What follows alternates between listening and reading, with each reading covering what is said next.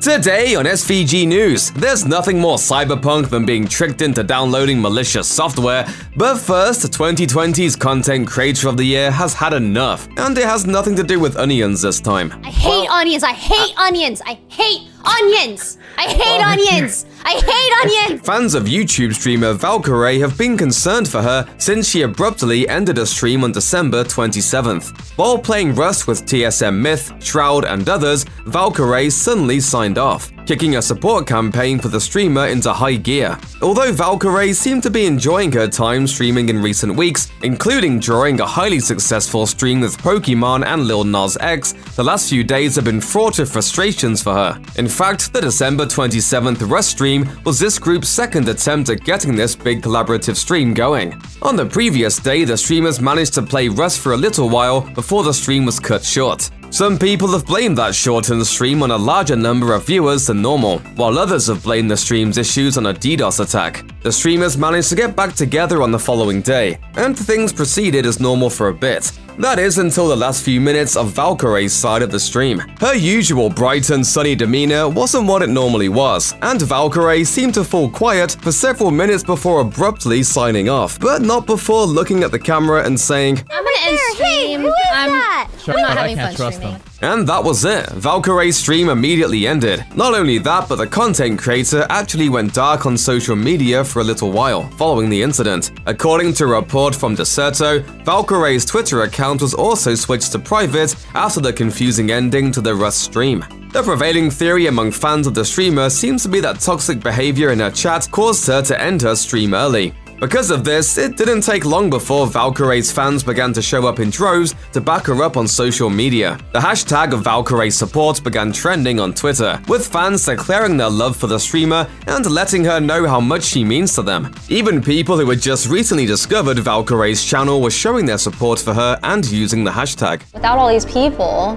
you know, like watching me and supporting me, my life wouldn't be this way. My mom's life wouldn't be this way. It looks like Valkyrae got the message because her Twitter account is public once more. The streamer also tweeted an appreciative "love you" to her followers. Hopefully, the next big collaboration between these streamers won't be negatively impacted by a toxic chat. Next up, installing this unofficial cyberpunk software might not be worth the risk. The greater the risk, the bigger the mountain, kid. CD Projekt made grand promises for Cyberpunk 2077 and failed to deliver, especially on last-gen consoles. The game runs much better on PC, but even that version isn't without flaws. To get the full experience, or even a halfway decent one, you need a beefy rig. And not everyone has the scratch to pay for one. If you want a quick and easy solution, a self-styled code wizard claims to have the answer. However, this miracle solution may not be what it appears. And I can tell you with no uncertainty that miracle cures are no laughing matter. Recently, Codezilla, the coder who runs the Easy PC Tech YouTube channel, unveiled the Easy Optimizer for Cyberpunk 2077. The tool offers several FPS boost modes that let older cards crank up to 30 frames per second out of the title. Just download the program, unzip it, insert it into your game folder, and you're good to go. You might wonder what kind of C++ sorcery lets this unofficial tool dial Cyberpunk 2077's performance up to 11, and according to Codezilla, it, quote, tweaks hidden developers' options, sort of like the Watch Dogs mod that bumps that game's graphical fidelity up to E3 2012 levels. According to many users who commented on Codezilla's video and the Twitter announcement, the program works like a dream if you have an older graphics card. Of course, gamers live in an age where you can't so much as download cheats for online games such as Apex Legends and Counter-Strike Global Offensive without opening up your PC to info-stealing viruses. Since Codezilla promises a frame rate fix, you might suspect his code is too good to be true. And according to some users, Codezilla is a gaming equivalent of a snake oil salesman. Exactly